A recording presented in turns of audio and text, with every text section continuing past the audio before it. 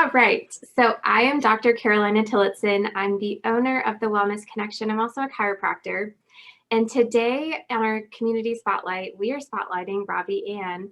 And so essentially, whenever I work with and meet really awesome professionals in our community who help my community and their community live healthier lives, I can't help but want you to meet them also. And Robbi Ann is one of those people. So she is a licensed professional counselor, and she specializes in working with parents of toddlers in the Atlanta area. She loves helping her families experience greater levels of peace and connection.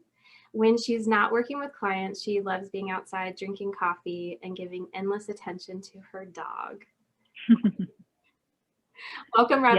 Yes, thank you, Dr. Carolina. It's so great to be here. Kind of like she just said, I'm a licensed professional counselor, and I work with parents, a lot of parents, specifically parents of young kids. And so a lot of our clientele overlaps, and I know that me and Dr. Carolina just really align in wanting our clients to be able to experience fullness in their lives, whether that's physically, mentally, emotionally. And so getting to play a role in the mental health side of that is such a joy. So thanks for having me. Yes, I'm so happy that people get to see your face and hear your voice.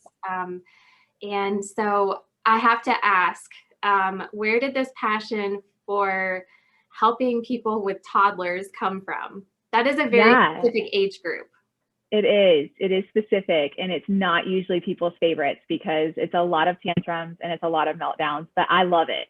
It's kind of hard to really pinpoint where the passion comes from, but I know that when I'm working with parents that are raising toddlers, there's such an emphasis on control and independence. And, you go from this silent being that is relying on you in a lot of ways to all of a sudden there's a voice or an attitude or a tone or a personality that is budding and blooming. And I love being able to help parents really foster that process and really engage in that process. Raising toddlers brings out a lot of stuff in us. And so being able to help parents tune in intentionally to that process and realize that it's normal. Tantrums are normal, meltdowns are normal, their child is normal, and it's hard. And so how do we really maximize that phase of life and that season of parenting? So I love it. It's a lot of fun. So talk to me about some roadblocks that people have, I guess, that would make them think that maybe they don't need to come see you, or that they have to, things have to get to a certain point or level before they're allowed to seek out help. Like what roadblocks that you hear people talking to you about?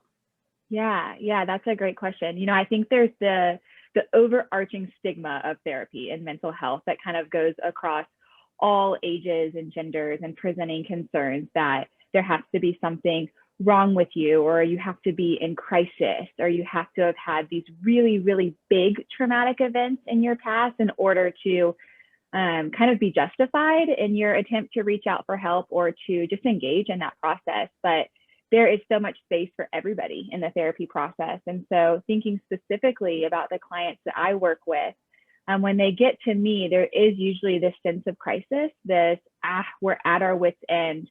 We're arguing all the time. Our house feels like a storm or chaos or all of these different things. And please try there's this. Sorry, you're good. No, you're good. Part of it. Yes, she's welcome to engage in the dialogue. But yeah, I think there's this belief that we have to kind of white knuckle it through. We have to push through these hard things. And if we reach out for help, then we must not be good enough, or we must not have learned the right way, when the reality is life is hard, and therapy is a service to come alongside us and to help equip us and empower us and even challenge us to rethink the way that we do things. So I think there's this need to kind of let our walls down and recognize that, hey, I am doing a great job in this parenting arena and in this season. And I think it would be beneficial to get some additional support. And it doesn't take away from who you are or your identity in the parenting realm. I absolutely love that. And in full disclosure, we had a really quick conversation about that right before we hopped on, just because the work that we both do, It's easy for people to want to white knuckle it and push Mhm. through and, come to either one of us as a last resort. And Yes. the fact is, if you can come to us as a first resort, oh my gosh, the results that you get can be phenomenal. They're going to be phenomenal anyway, but Yes. you don't have to go through the phase of white knuckling. Like it is part of just being well and being healthy to Yeah. to get help along the way. Yeah, absolutely. It makes me think of, I've had some parents that have reached out and they'll say, I have a 6-month-old, so we're not in the tantrum phase now, but is it too early to start learning? And those are sometimes my favorite clients because we're not in crisis mode. And so there is a little bit more options and flexibility for kind of what we can learn and what that process looks like. But just like you're saying, Dr. Carolina, if you are in crisis mode, still please come. Please Yes. still reach out because it is such an incredible support just to have for your family. I like what you were talking about. Like if someone is reaching out early, the choices are different.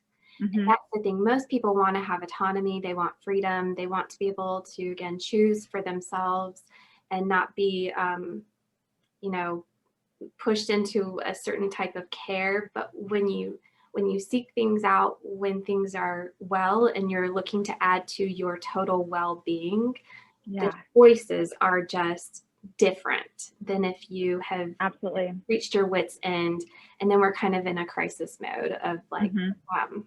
triaging the situation essentially, Yeah, which yeah, can be done. exactly. um, Yeah, just it's important for people to know that you can come in before that is absolutely. due. Yeah. So why are toddlers such a unique age group? Like what makes them different than other groups? If you've ever had a toddler, if you've ever watched a toddler, if you've ever been in the presence of a toddler, it's really Been easy. in Target where there is a toddler. Yeah, it's really easy to see that things are, you know, Yeah, they're exploring the world differently. But exactly. from I guess a clinical perspective or your professional perspective, what can you tell us about toddlers that make them unique? Yeah, I mean, exactly what you were just saying. They're exploring the world for the first time. And so at our age, we're pretty used to exploring the world. So there's a little bit less shock value to it. But in that toddler age, it really comes down to the development of their brain. So their brain is not fully developed. It's not going to be fully developed until young adulthood, which is crazy to think about that really long and fragile process. But when they're in that 2 to 5 age range, they're operating so much out of the fight or flight response, which, we learn about that in school. If you see a bear, you either run or you attack the bear, and your brain makes this choice. And it's oftentimes this subconscious choice that you just sort of act in response. And so for toddlers, when something happens, when their brain wanted the red bowl and you give them the blue bowl, that is a fight or flight response, which as an adult, right, we're like, come on, it's, It it's seems still a irrational. bowl. Yeah. Yeah, it's totally irrational, right? It's like the bowl is still going to hold the same goldfish. But for their brains, there's this response that is really fight or flight. And it goes into this safety for them, this need to feel safe. And just like you were saying, like, yes, it looks irrational. It looks a little crazy sometimes, but their brains have to be able to have that felt safety and have to be able to learn how to regulate, how to not jump into that process of fight or flight, and how to use their reasoning and use their emotional regulation skills, which comes much later in life. But we're building up that process during the toddler phase. So that's why it's often really loud. It's a very loud phase of life, and it's often very messy. Both literally and figuratively. It can be a really, really messy season. Yes, messy and loud, Mm-hmm. comical. I would say, Yes. talk about entertaining. No filter. Yeah. There's nothing quite like the opinion of a toddler, Mm-hmm. totally unfiltered. Yeah. Yeah. You got to love it, right? What are some of the top concerns that parents come to you for? Yeah. The overarching top thing is tantrums and meltdowns. And that's the blanket statement that kind of comes in with every presenting concern is there's these outward expressions or these behaviors that are they're manifesting as tantrums and meltdowns. But underneath that, the more common ones are a lot of picky eating, something that we call parental preference. So that is little Jane only wants mom to do everything or only wants dad to do everything. And so the presence of the other parent can be really a time of conflict, which of course, causes the other parent to feel not great things in that situation. And so that's really a systemic problem whenever we have that really strong parental preference. Things like hitting, biting, kicking, yelling, those types of things. Behaviors that are disruptive to the peace of the home can be really alarming for parents. And so those are the types of things that typically when they're happening over and over, or when the severity is increasing, that's when parents are typically reaching out. Okay. Now for therapy, are you having parents come in together with the child, or is it better to space things out? What's the ideal? That's a great question. Yeah, that's a great question. So the work that I do is really just with the parents. So what I always say is if this goes super well, the way that it should, I should never see your child. I should never know what they look like. I should never be able to pick them out of a crowd. And the reason why I say that is because the heart of the work that I do is equipping and empowering the parents. And so I have a lot of great, excellent referrals for the children, play therapists that are really able to help build those skills also. But what's happening in my therapy room or virtual room nowadays is just really working with the parents, whether it's one parent or two parents, working on building up their confidence, creating a parenting plan to where they feel like they're on the same page or they have intention behind what they're doing, and then really working to implement those skills and then troubleshooting as we go. So some weeks parents show up and they say, all right, that did not work. And so we go back to the drawing board and we really get to tease out that process. I have a very direct, hands-on personality, just both in my personal life and in the therapy world. And so I think that's really why I've been drawn to working with parents, because it's very active work and it's very fun work for me. I love it. And if there's anyone who needs support, it is parents of little ones. Yes. Here's the thing about that. No one, you don't know what you don't know until you realize you don't know it. And then there's really like nothing in our culture that really truly preps you for parenting. Mm-hmm. And so I feel like, in listening to you and the work that you do, it just is a safe place for parents to go and show up as themselves and be like, you know what, I don't know the answer. Yeah. Or, I lost my cool. I raised my voice. It happens. And it's a place to acknowledge that and to also process that. Because just like what you're saying, right? We don't know what we don't know. Or another way of saying that is we do what we know until we learn a new way of doing it. So if that's the way that we were raised, or that's our knee-jerk reaction, we've got to learn a new way to do it. Otherwise, it's unfair for you to expect yourself to all of a sudden have these different responses. Absolutely. Especially to a screaming 3-year-old, right? Right. And understanding that life is not what is seen on social media. Amen. Like Instagram parents aren't a thing. No, their toddler is having just as many meltdowns. I can almost guarantee. Those are in the outtakes that you don't see. Yes, exactly. What are some of the most common pieces of information that you share with parents? Like, what do you find yourself saying over and over? That's a really fun question. Yeah. I use 3 words over and over again, which I'm laughing because even my clients kind of laugh at how much I use these words, but it's calm, kind, and confident. It is the foundation of everything I say, everything I do, and everything that I work with my clients on. And that is in the way that we present ourselves to our children, right? Or the way that we communicate, even in the really, really heightened moments when we're in full tantrum mode, is really remaining calm, remaining kind, and being confident. And so, we could do a whole other chat and breaking down each of those 3 things and diving deep into them. But those are the words that I imagine my clients hearing me saying over and over again is, staying calm, kind, and confident, because it really is such a powerful tool. I love that. Can we get that in a bumper sticker? And so parents can just have that if they've been to therapy or been connected to you. Yes. They just put it on their car. It's just a nice. Or everyone can have it, right? And no more road rage. Just everyone just calm down. Yes.